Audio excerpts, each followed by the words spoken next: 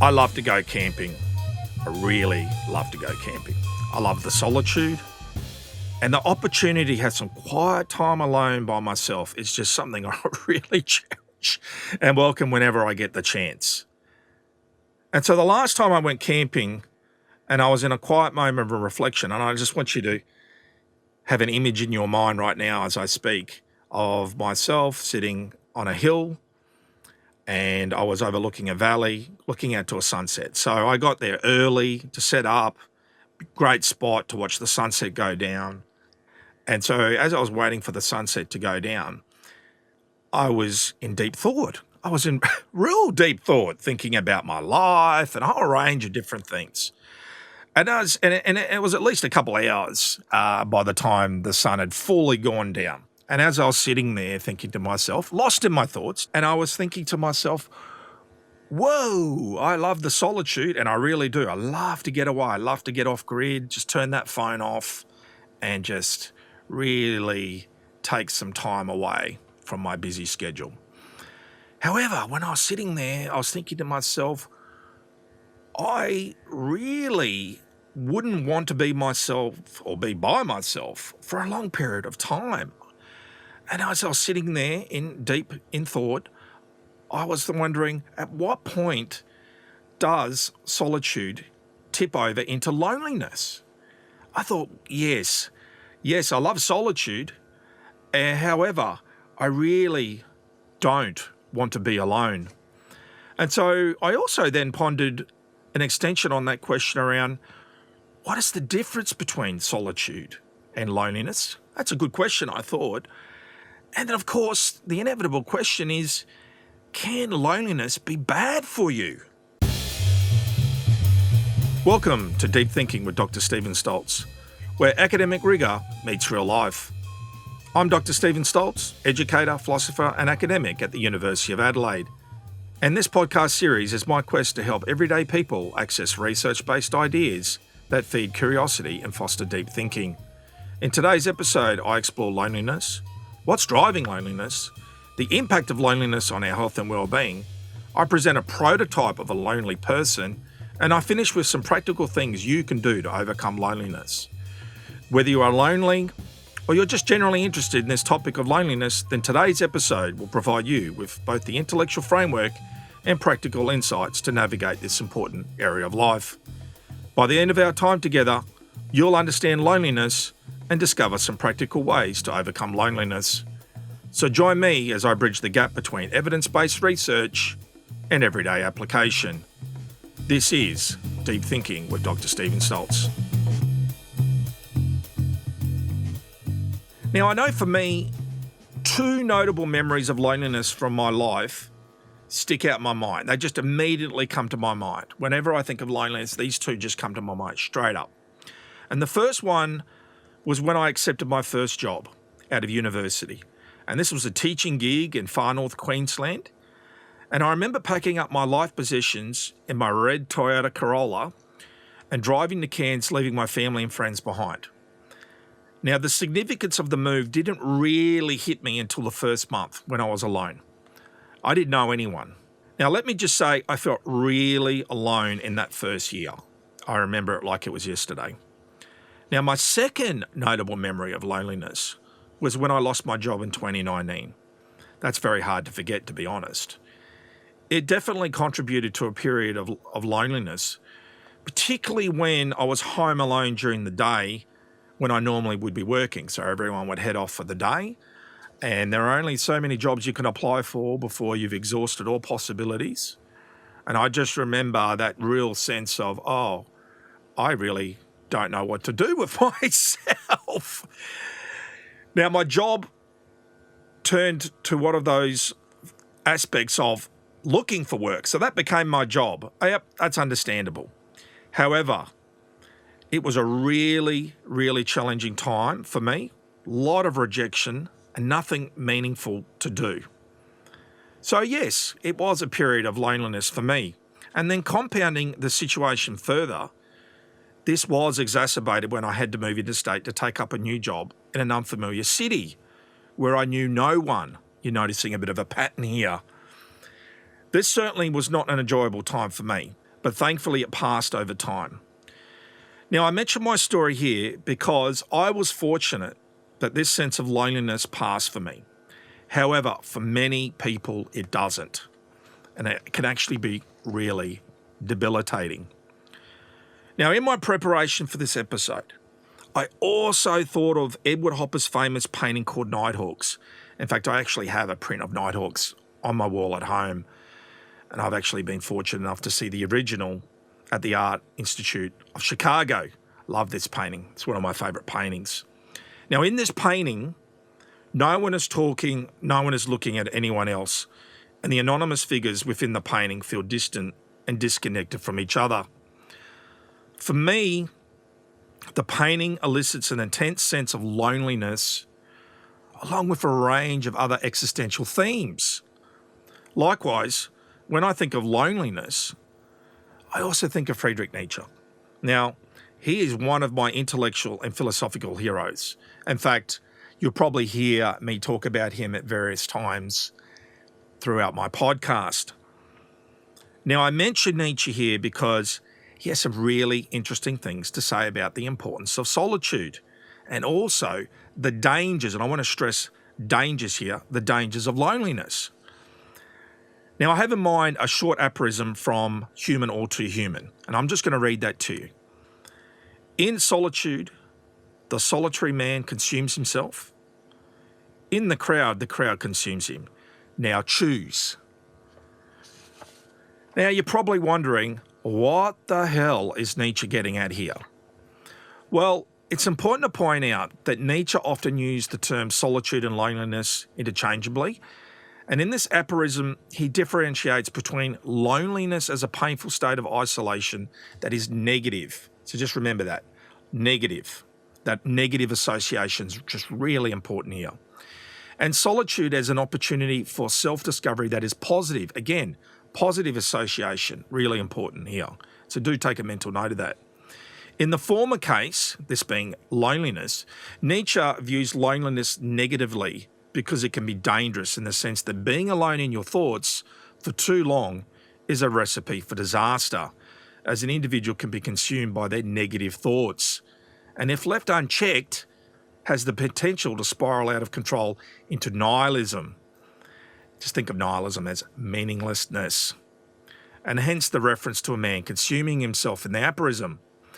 Conversely, the latter reference to in the crowd consumes him, Nietzsche is bringing to our attention the importance of solitude as a necessary condition for independent thinking and the cultivation of a free spirit that is not bound to group thinking, for instance, becoming like the crowd by thinking like the crowd.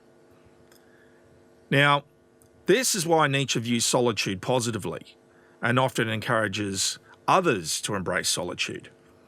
Now, I could go on and on and on talking about Nietzsche, but I want to return to the topic of loneliness. Now, despite loneliness being a universal human experience, in my preparation for this episode, it dawned on me that loneliness is a heavy topic and actually has a stigma attached to it. It's a heavy topic in the sense that everyone will experience loneliness at some point in their life, and yet no one wants to openly admit to being lonely because there is an implicit assumption that there is something wrong with the person who experiences loneliness, particularly chronic loneliness. As for why there is a stigma attached to this topic, would be attributed to the fact that no one wants to admit to being lonely. I mean, at the end of the day, think about it. Who wants to admit to being lonely? At least not openly.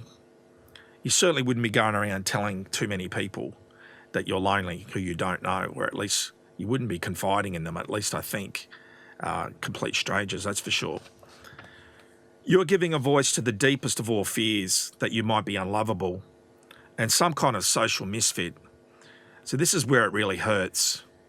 And as you can understand, there's a reticence to kind of say anything to anyone about it. Even though loneliness is discussed in a whole range of different literature over the centuries and can be found in poetry and in religious texts, and in the research, psychology has a lot to say about loneliness. However, it has surprised me in terms of that it's received very little public attention. So let's hope through this episode I can actually bring some more attention to what loneliness is and how to overcome it. Now, it's worth mentioning from the outset the impact of COVID-19 has had on people's general sense of loneliness and social isolation, particularly if they lived alone or were in quarantine for a period of time. During COVID-19 and post-COVID-19 now, it has been well reported that rates of loneliness has skyrocketed. You only need to look at the data to know that I am actually reporting on something here that's quite significant. And I think we're just starting to deal with the consequences of COVID-19 now in some form or another, with high rates of self-reporting of loneliness and social isolation. So I really do think this episode is timely and needed now more than ever. So by now you're probably wondering, what is loneliness? Well, from my broad reading of this topic, loneliness is generally defined as the aversive state experienced when a discrepancy exists between the interpersonal relationships one wishes to have and those that one perceives they currently have. So I want more friends. However, I don't really have enough friends, so therefore there's this kind of disconnect. I personally prefer to see loneliness as an emotion of absence or an affective state in which certain social goods are regarded as out of reach of the subject of experience, making it profoundly distressing. A little bit like I said before with my example. I want more friends. I've tried all sorts of different things to get more friends, but for some reason, it's not happening for me. And I could see how that would be, over time, that can be quite distressing. So when it comes to loneliness, there clearly is a strong subjective component. That's what I was talking to about before. And that concerns obviously an absence. I want more friends, but I don't have any. And then a profound sense of being unable to realise oneself with others. You know, I want more friends, but it's just not working for me. So clearly there's a cognitive element here. And it's around perceptions that one's social relationships are not living up to some kind of expectation that I might have. So loneliness can be thought of as a signal that one's personal relationships in some way are inadequate. And it's therefore a key marker of social relationship difficulties.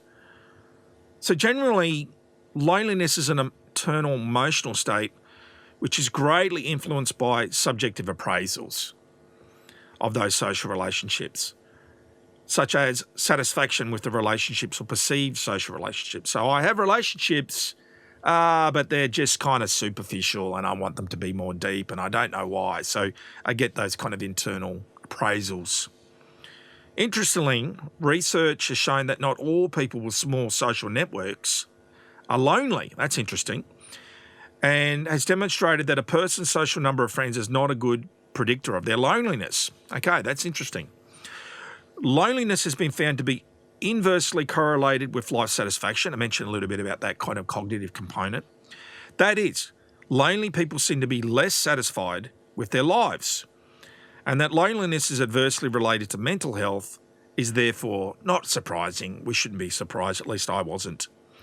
Although it really is difficult to determine the direction of causality. In terms of prevalence, loneliness hurts more than our feelings, and it could be our next public health crisis. The exact figures on loneliness and isolation can be hard to obtain because respondents are sometimes reticent to name their loneliness due to stigma. It's a bit like I said before. The last thing you're going to be doing is talking to Turbo and Sludge at the pub about it. Well, not unless they're your closest friends, at least anyway. So I'm going to just share with you kind of 4 things that I think are important here. So the first one is loneliness can affect at any point, but they're more common in 2 populations or 2 groups. So the first one is young people aged between 15 and 25, and the other group is older individuals aged 75 and above. Now that second group, that's the group aged 75 and above, if you just said to me, would I expect that population to encounter loneliness? I'd say yes. A lot of people lose partners, a lot of their friends may have passed away or might be ill, or individuals might be ill. So if you said to me, yes, do older individuals suffer from loneliness? I would generally say yes, I can understand that. However, I was surprised about that young age group, 15 to 25. That did surprise me. And obviously what's happening there at that age group is a very big transition point from high school or secondary education, generally through to university or entering the workforce, and other kind of really quite significant events in a young person's life. So I can understand how those transition points would be quite significant and could lead to potential loneliness. So that's interesting. About 1 in 4 report that they are currently experiencing an episode of loneliness in their life. 1 in 2 report that they feel lonely for at least one day each week. And most incidents of loneliness will last for 1 year or less. However, if loneliness lasts longer than this, it's likely to last for 3 years or more. So that is actually worth noting. Now, as much as I love talking about Turbo and Sludge, and I love them, I love these two blokes down at my pub, it dawned on me that these two are essentially lonely blokes. They are lonely blokes, and I can understand how the pub could be an outlet for them where they could actually get some social interaction in their day. I'm sure they don't mind a beer or two. I know they like a beer or two, but it's very, very clear that what's going on there, that there is an important social element to frequenting the pub. Now, recently, I was on a public holiday. Everything was closed down, and I had to run an errand, and I noticed that at the local shopping centre, there are a lot of lonely people just sitting and congregating near the shopping centre. It just caught my eye as I was driving by, and I thought, well, everything's closed. Everyone knows everything is closed, but wow, there is just a lot of people, at least I noticed it, who were just sitting by themselves and had nothing to do. It was a public holiday, unless you're a first responder, kind of really had no reason to be at work. And then, of course, there's another guy it comes to mind as well. There's an older gentleman who is at a local cafe that I go to. He is there every day, hands down. Like, it doesn't matter the day, the time, whatever. He is there. You could go there, get your coffee at 6:30, 7 o'clock in the morning. He'll be there, and he'll be there to close. I felt sorry for this guy. And it's quite obvious to me, at least it was obvious to me, this guy's lonely. So when I go there to get my coffee, I make sure I say hello to him and have a chat. And it's quite obvious to me anyway, when I'm there waiting to collect my coffee and so on, that he is just craving social interactions of some kind. So what's driving our loneliness? Well, chronic loneliness is on the rise, not just in Australia, which is where I'm currently located, but in a lot of countries around the world post-COVID-19. I think we have got to get out of that stereotype that it's only elderly people that are lonely. It's the under 65 people who've lost their partner. It's the single parent. It's the youth or younger populations. Looking at some of those sort of areas makes us understand with more depth and texture what loneliness is really about. Some individuals are lonely because they're socially isolated. They're disconnected from social supports because of geography, maybe a mobility issue, or just a life circumstance. Although it's possible to be socially isolated, but it's also possible to be socially isolated and not alone, others experience loneliness because the relationships we do have don't meet our needs or leave us feeling unsupported and just disconnected in some way. So loneliness is definitely a complicated topic. So what's driving our loneliness? So how we work is certainly one major driver, particularly post-COVID-19. our way of work has changed. More people work from home or at least enjoy flexible work arrangements of working from home a few days per week than any other time. And when we go into work, we tend to live much further away from our workplace or workplaces. So instead of moving, the rise of the fly-in, fly-out worker, or what we call in Australia, the FIFO worker, is on the rise. For example, I know an academic colleague, his name's Scott, who lives in Melbourne and commutes from Melbourne to Sydney for work. On a Monday morning, he gets up early, he flies to Sydney, and then he normally flies back to Melbourne on Friday afternoon. He does this for about 48 to 50 weeks of the year. Now, if that doesn't seem exhausting to you, it does to me. That's just exhausting. That's a lot of travel. Whether you drive or fly, that's still a lot of travel. Now, my father-in-law also used to be a FIFO worker, so just remember fly-in, fly-out worker. And he used to commute between Melbourne and Bangkok and different parts of Asia. Yeah, that's a long way. Trust me, it's a long way. Unfortunately, he passed away a few years ago from a quite sudden and unexpected heart attack in Bangkok. It was actually very tragic. And it's hard not to ignore the possibility that all this travel may have contributed to his death. Another driver is how we live. So our family size and family connections have also changed. For one thing, many of us live alone now, and we don't get married at the rates we used to. So data from if you're a data-driven guy like producer Luke the truckie from Petrie, he loves data, so this one's for you. Data from the 2021 census also revealed about 1/4 of all households in Australia were occupied by one person. Now, I have no doubt this figure would be higher now. Now, for an interesting contrast, because this is not all about Australia, it just happens to be the jurisdiction I'm in right now. And so Japan, which is a country which I just recently visited, and I love Japan. I hope to go back again. This number is even higher at about 1/3 of the population, and Japan has a large population. In fact, I remember our tour guide, Mr. Suzuki, openly telling everyone, just picture Mr. Suzuki at the front of the bus, telling everyone on his microphone about different interesting things about Japan. And I remember him saying that he was a bachelor in his 50s, close to 60, I think he said, and he lived alone. He lived alone his whole life.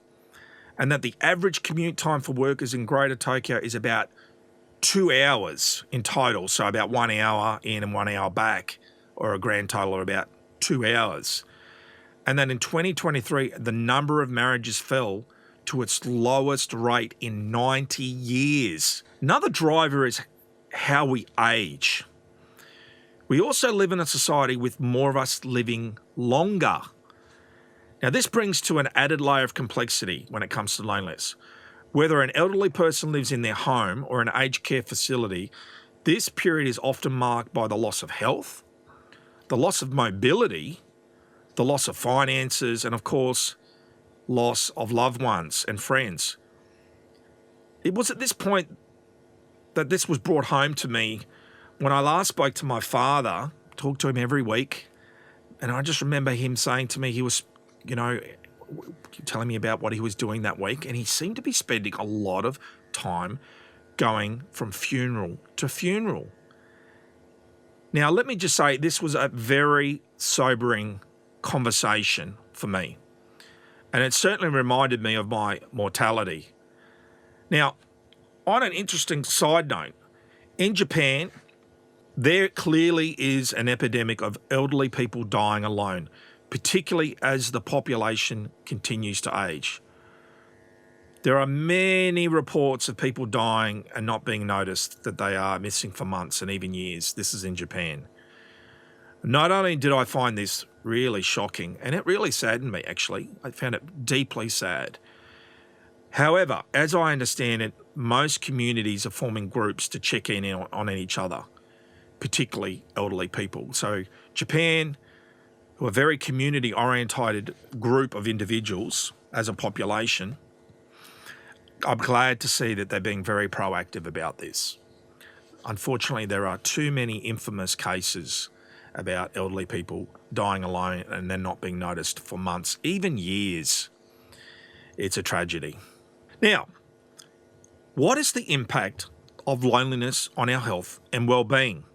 Well, higher levels of loneliness are associated with social interaction anxiety, less social interaction, poorer psychological well-being, and poorer quality of life.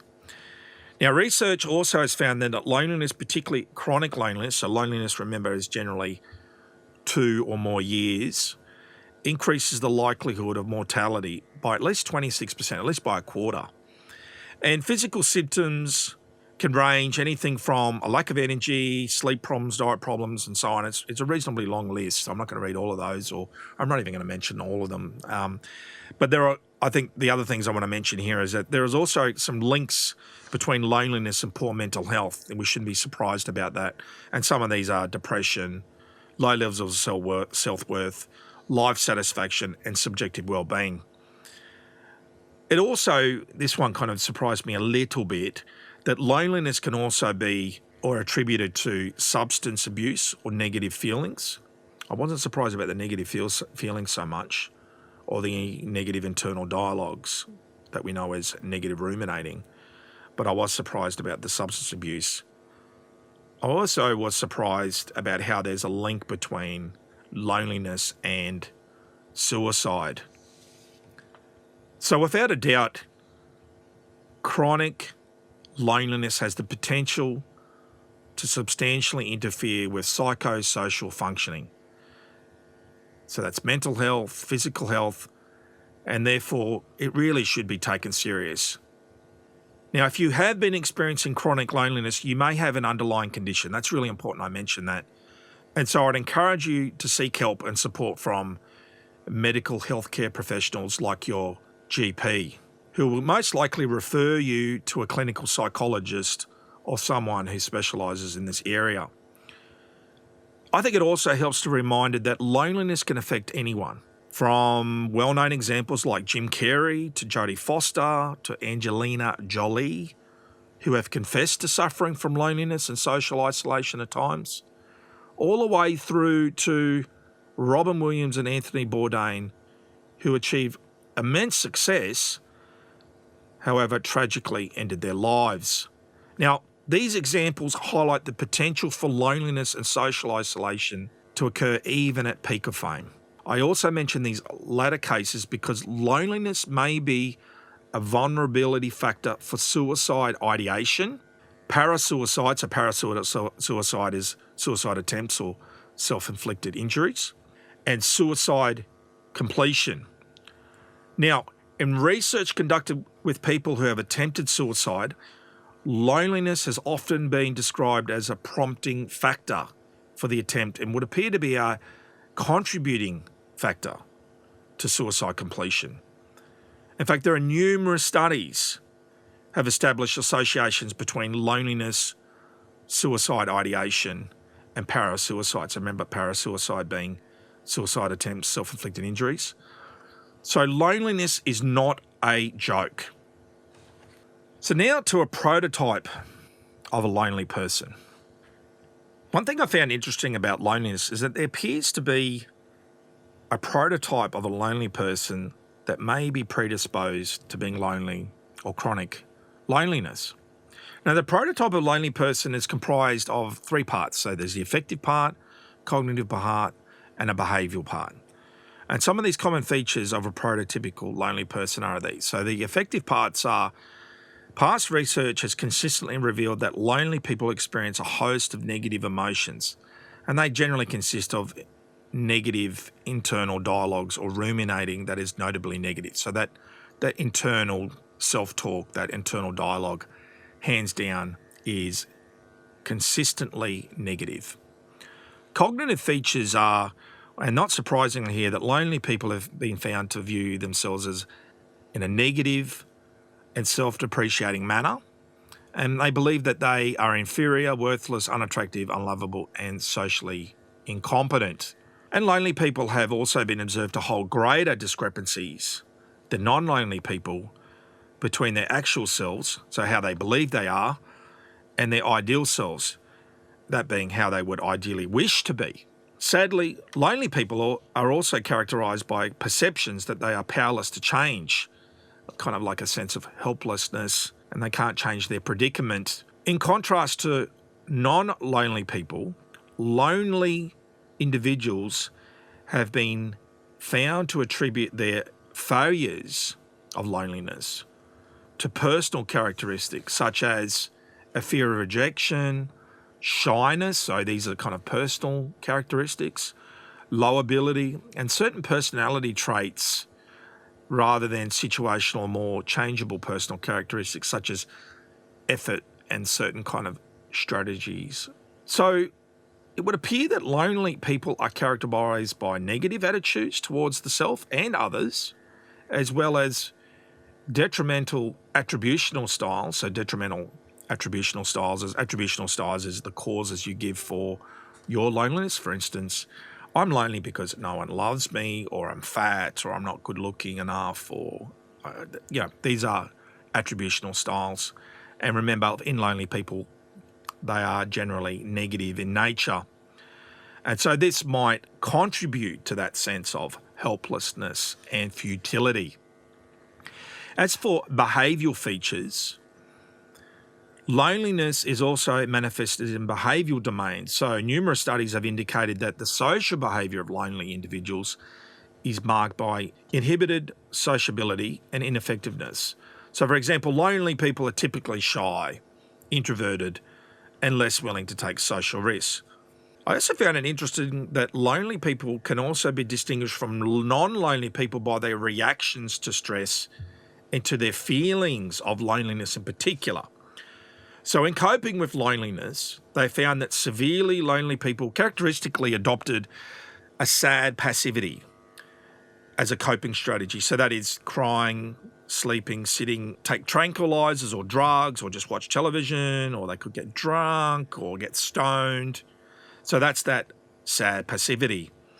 Whereas people who are infrequently lonely tend to be more active about doing something about their perceived loneliness. For instance, they might listen to music, they might go exercise, they might go walking, they might work on a hobby, they might go to a movie. These are being considered to be quite proactive or active strategies or responses to their perceived loneliness.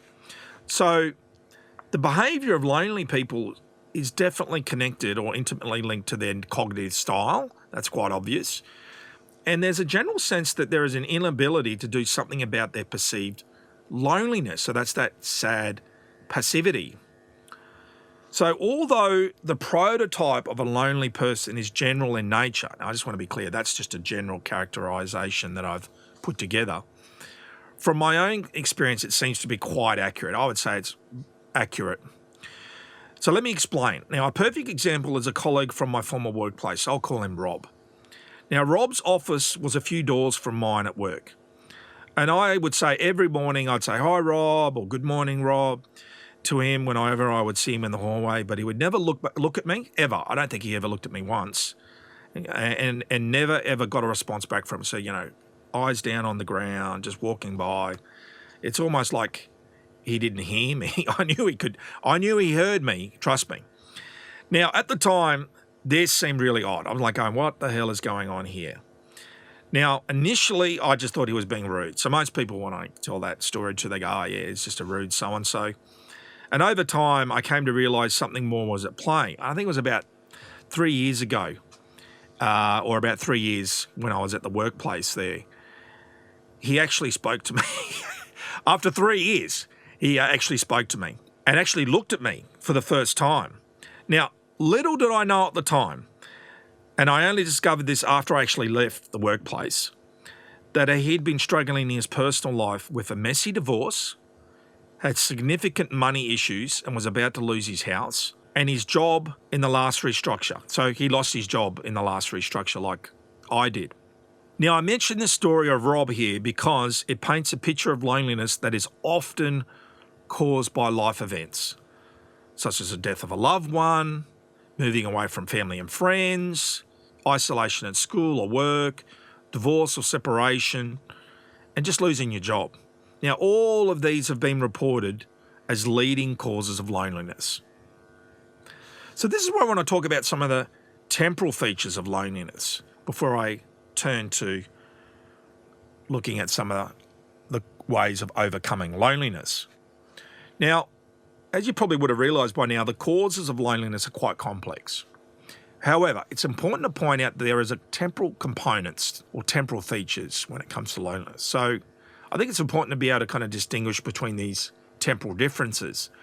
So I'll mention three of them now. So the first one is transient loneliness refers to a brief and occasional feelings of loneliness experienced from time to time by most people in their everyday lives.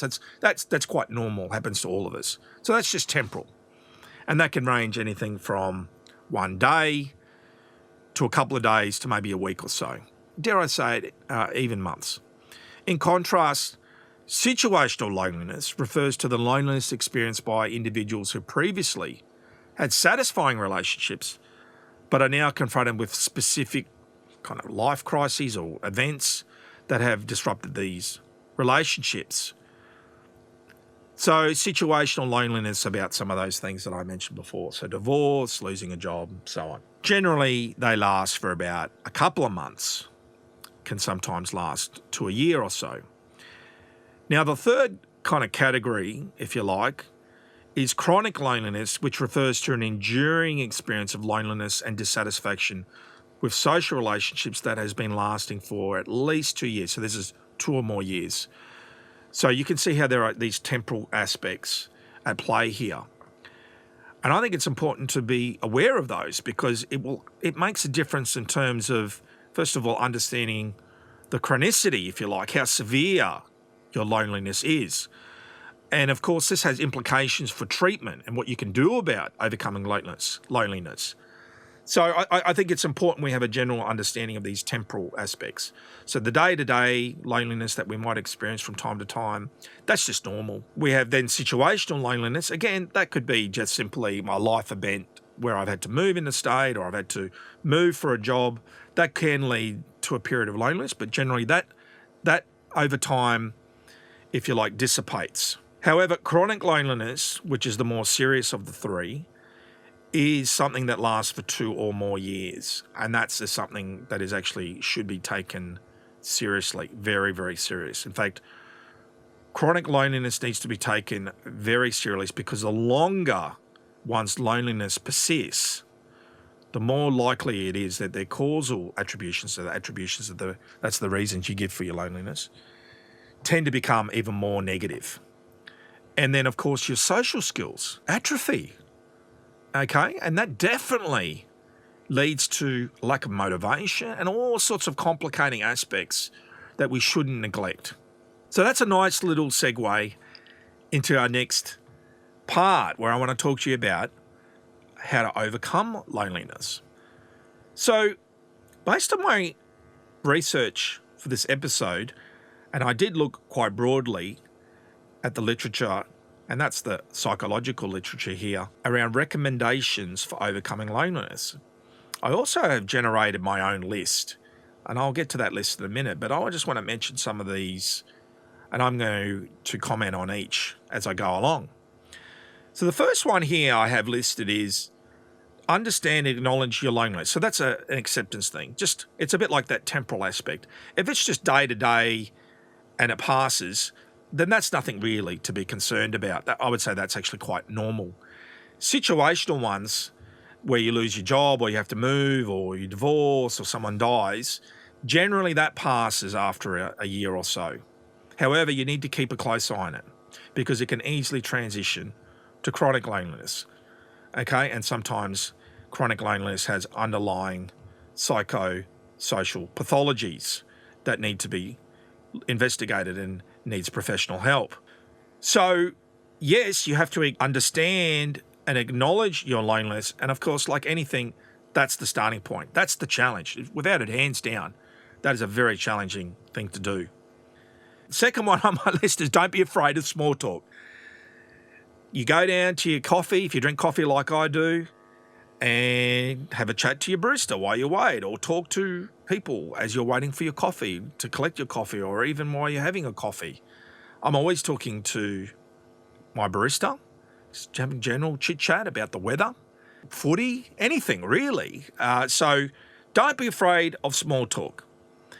The other one here they've got here is don't be afraid of showing your authentic you. So I would just say here in relation to that yes, of course, you have to put yourself out there, right? And of course, anytime you do that, there is a risk of being rejected. When it comes to small talk, look, you're probably not going to see that person again, unless, of course, it's your barista or at the coffee shop that you go to all the time. But of course, at the end of the day, you could always go to another cafe, couldn't you, if you wanted to? However, I think my point here is that if someone is rejecting you for who you are, then they probably shouldn't be your friend anyway. So I say to you that shouldn't stop you from continuing to engage socially. Next one on my list here is seek treatment for underlying mental health issues. A bit like I said before, this is more relevant for chronic loneliness. So remember, that's 2 or more years. Sometimes there are very, very, very complicated aspects to this chronic loneliness that requires a professional healthcare specialist assisting you with that. And that could be therapy. It could be other things as well. Build relationships through listening. That's the next one on my list. So how many times have you met someone? And let's face it, I've met many people like this. They love talking. I know plenty of people who love talking. And they can just talk. They can probably talk underwater, right? However, they are not good listeners. Now, I don't know about you, but when it comes to any kind of relationships, yes, you want the give and take, but you want someone, and this is my experiences here, you want someone to listen to you, but just not superficially. You want a genuine, active listener who is actually taking on board what you're saying and actually caring about what you're saying. So I say to people that you need to also develop those aspects of being a really good, active listener. Harness the power of technology for good. So that's the next one on my list. So that could be online social groups. There are a whole range of different groups that you can find online that you kind of can share interests with. So you have a particular hobby or something that you're interested in.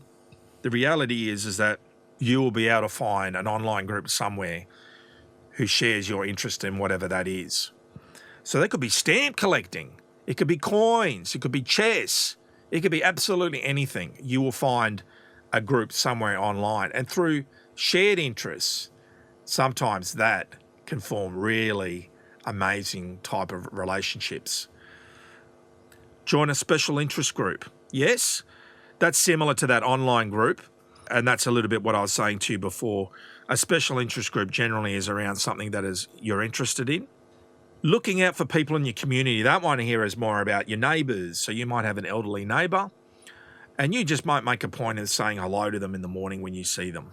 These are some of the things that I think that this list is getting at. Next one here on this list is volunteering. So I know that volunteering can actually be a very powerful connector.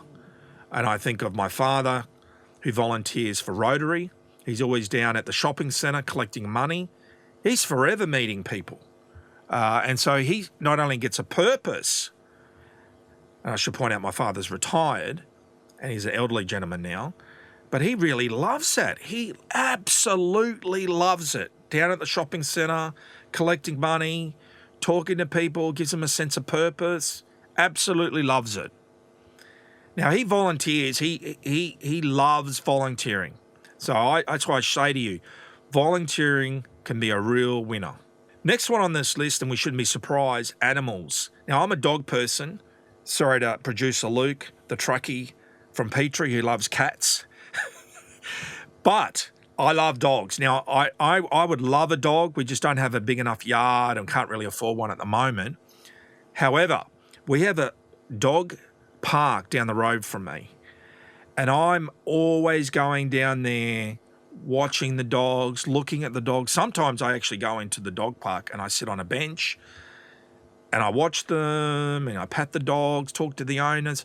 I don't know what it is about dogs, but they make me so happy. I love dogs. I love dogs. It's not that I got anything against cat people or cats. It's just I love dogs. So animals, love them. Getting out of the house. Well, yes, forcing yourself to do things like going to the shop or exercising, maybe joining a club or enrolling on an online course. I know producer Luke, the truckie from Petrie, he loves an online course. He's forever doing online courses, and he's meeting people all the time through online courses. Next one on my list here, and I'm getting towards the end of the list here, set realistic expectations. So if you're kind of saying, oh, I want 100 friends, by the end of the year, I'd say, look, that's an unrealistic expectation. It has to be something that's easily achievable. So that's what that's about there. Of course, the idea that I'm going to have 100 very close friends, I could have 100 associates, but they might not be friends. So I say, let's be realistic here. And the last one on my list, and is a good one, is take time. It just takes time. Like I said before, when I moved interstate, it took about 12 months. Yes, I psychologically prepared myself, that I knew that it was going to be a bit of a bumpy ride. But it did take about approximately 12 months where I started to feel settled. And so I say to anyone that be kind to yourself, give yourself some time, and realise that sometimes these things just do take time. Now, like I said earlier, for this episode, I developed my own list for overcoming loneliness. Now, these things I can't guarantee will work for you, but they have worked for me. So let's go through these lists. I've got here, find some third spaces. So I'll just go through these quickly. So first space is a private space like your home. A second space are places where people spend significant time. So they could be like schools or universities, workplaces.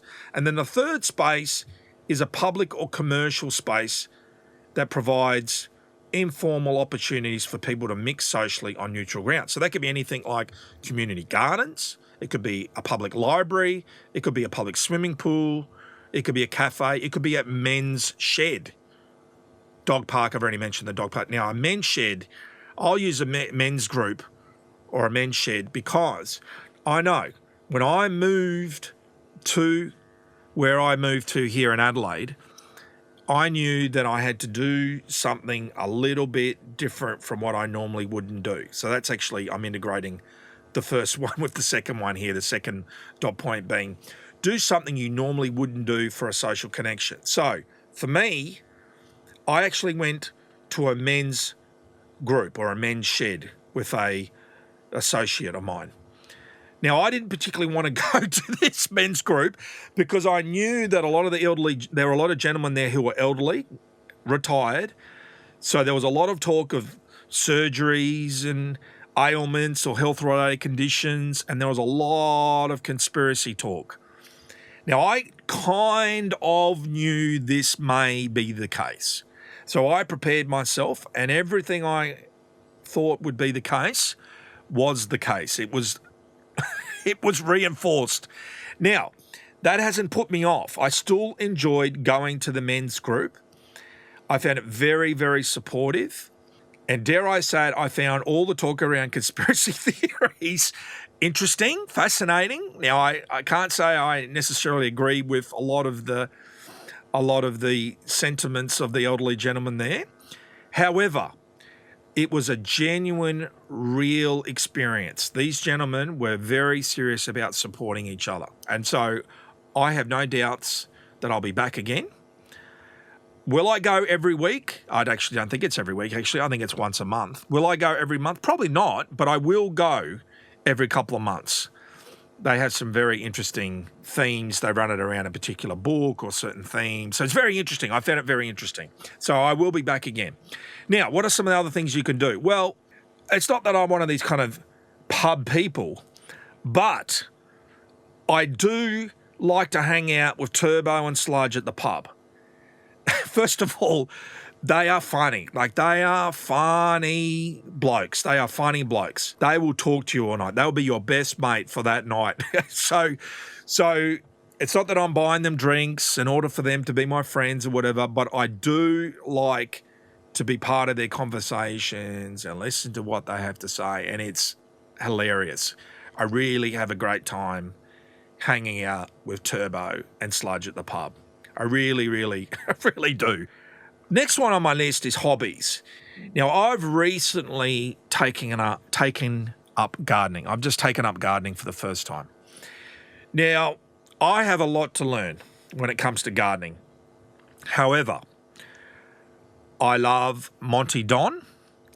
He is a presenter on gardenings. I think he is amazing. I love Monty Don. Producer Luke, I'm hoping that producer Luke will be able to kind of, through his connections, get him on our show or my podcast show so I can interview him. So hobbies, I'm actually exploring my horizon around hobbies. So gardening is definitely one hobby that I've taken up. I love to barbecue. I'm almost obsessed with barbecuing, particularly brisket. Just love brisket. Oh, even now as I talk about it, I could just kind of feel that taste in my mouth. So anyway, you're probably all salivating as I talk to you now. And I do love ribs. I can just tell you right now, love ribs on the barbecue. Another hobby that I've taken up is Scotch whiskey appreciation. Love Lafroig and Lagavulin. Now, this is my challenge I've set producer Luke, the truckie from Petrie. I'm hoping through his connections that they could become a sponsor for this show so I can get some free merch. That would be fantastic. Anyway. So as you can see, I love hobbies. Hobbies are just my new thing at the moment. Even this podcast has become my hobby. It's my passion project. This podcast, without a doubt, hands down, is my passion project that I'm doing with producer Luke, the truckie from Petrie. All right, next one on my list is music. I love to have music on the background. I've recently discovered jazz. I love jazz. Miles Davis, Freddie Hubbard, Duke Ellington. Just absolutely love jazz. So I'm always listening to jazz. I'm trying to understand jazz, the different genres. Next one on my list is laughter. Now, I've already mentioned laughter. I've kind of mentioned before about having a bit of laugh with Turbo and Sludge at the pub. And we do. We have a great time. However, there's nothing stopping you from putting a movie on or something that you find funny. I don't know what it is about Will Ferrell and Ben Stiller, but I just find them absolutely hilarious. In fact, I was just watching Zoolander the other day. Now, it's a silly film, but it's funny. The Anchorman, it's so silly, but it's funny. You know, I might put on these movies just to kind of get a bit of a laugh. And of course, there are people, you know, I'd call or talk to in order to have a bit of a laugh. For instance, producer Luke and I, always when we get together, having a laugh about something. So, next item on my list is practice gratitude. Now, I was very skeptical this would work. However, I gave it a go. And after about 6 to 12 months, I felt like it switched. There was like a switch that kind of went in my head or somewhere in me. There was a switch from a negative comportment, this is how I explain it, to a positive comportment. I started to see everything very differently and definitely more positively. Now, I would say practicing gratitude is very difficult, and I would say the version that I thought practicing gratitude was the wrong version.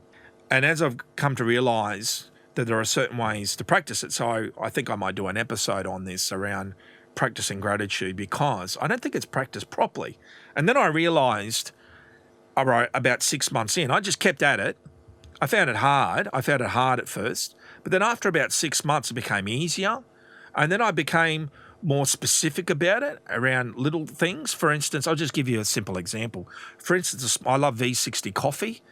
This morning, I just made the best pour ever. And when I was drinking that coffee, I was just saying to myself, wow, I'm really grateful for my V60 coffee, my Colombian beans, got the perfect grind, got the perfect pour.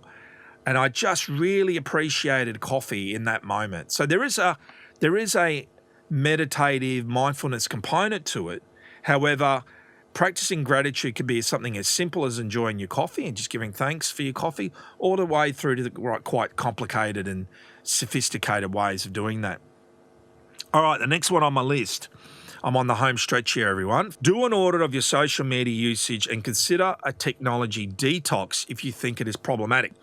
Social media today, I would argue, is not necessarily always positive. There are some positive aspects to social media. It certainly can connect you up, like I said earlier, with social groups and so on and so forth. You can obviously communicate with people now easier than at any other time before. For instance, I can talk to people on the other side of the world very, very easily via Zoom today, thanks to technology. However, I'm just thinking of negative usage here. So if you're spending a lot of time, on digital devices, and again, I'm thinking smartphones. Now, for me, it's not a problem. Like I said before, I can't wait to get off grid and go camping. Turn that phone off. I can't wait to turn it off sometimes. So it's not like I have anxiety when I turn the thing off. Whereas younger people I know today, in particular, I think of some of my students, oh boy, do they have anxiety just if their phones are not in their hands. Whoa. So, I see issues myself. I see issues with younger populations today. And I would say it's not healthy. And that's just from my own observations and the research. You look at Jonathan Haidt's work around this to kind of reinforce my point here. So it's not just me who thinks this. Next one, and this is the last one from my list, is learn to deal with loneliness and understand there's no quick fixes to loneliness. There isn't. I really do think there's an acceptance component. I think there's a couple of components here. One is an understanding that it's a universal human experience. And it's a bit like I said before about these temporal aspects. Yes, the transientness, the day-to-day loneliness that we all experience from time to time, that's normal. The situational loneliness, that's normal as well. From time to time, we might have to relocate. Time to time, unfortunately, we lose loved ones. Time to time, things just don't work out. And so there is an acceptance component here, I think. The other challenge, I think, is identifying it and accepting it and coping with it. So, okay, I'm talking about coping strategies or how to overcome loneliness, which is coping strategies. It's one thing for me to kind of say this is what you should try and aim to do, but half the challenge is just identifying it. And I think that can sometimes be the challenge, and accepting it and identifying it for what it is. So don't get me wrong, that's extremely difficult. I'm not trying to say it's easy at any time here. However, I think there's an element where you need to identify you have loneliness and you own it and accept it.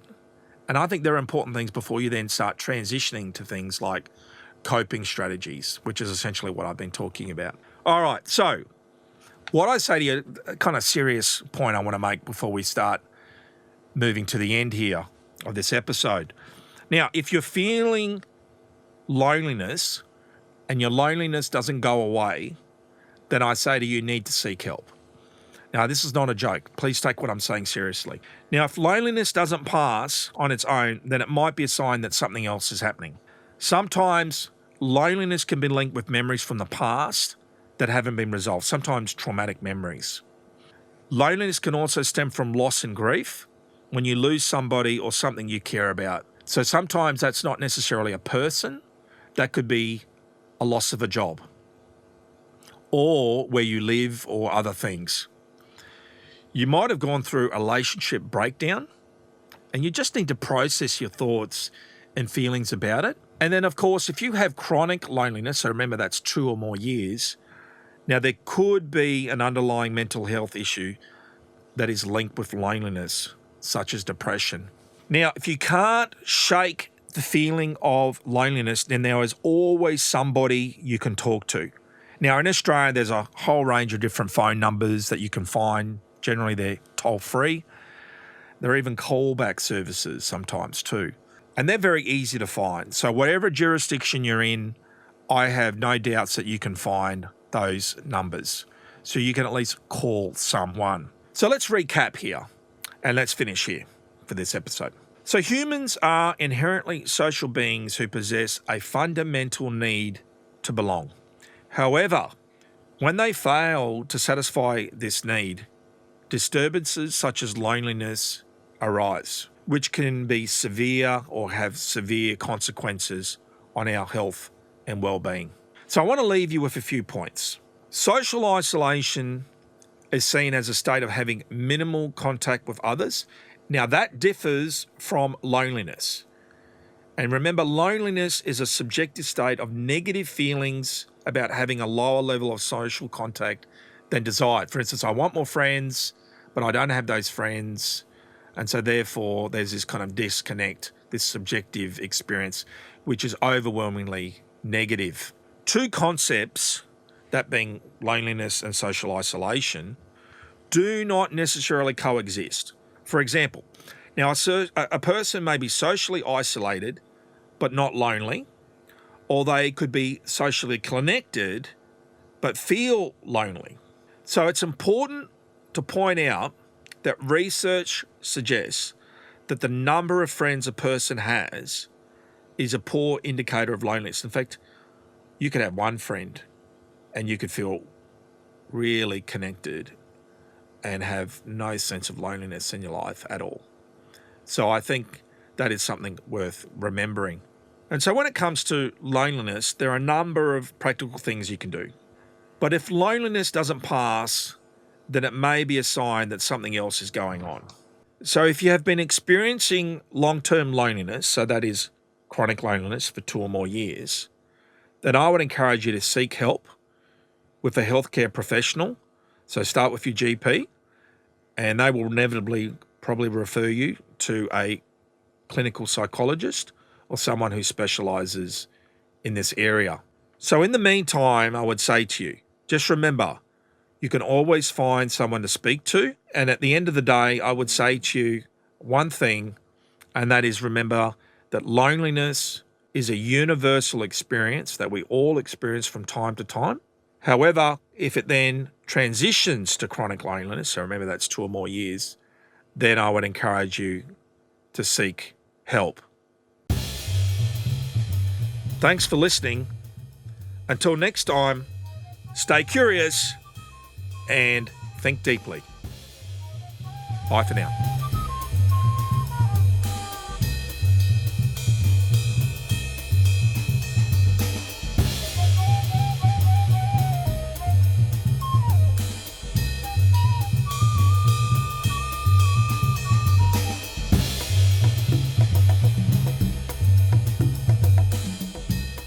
Thank you so much for tuning in to today's episode. Your support means the world to me. If you enjoyed the show, don't forget to subscribe, leave a review, and share it with a friend. Until next time, stay curious and take care.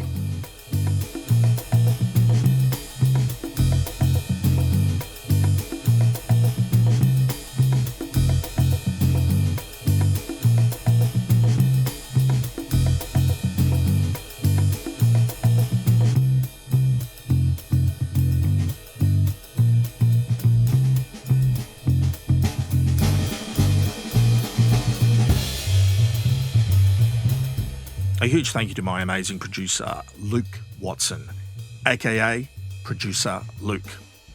Your endless support, creativity, and hard work make this podcast possible.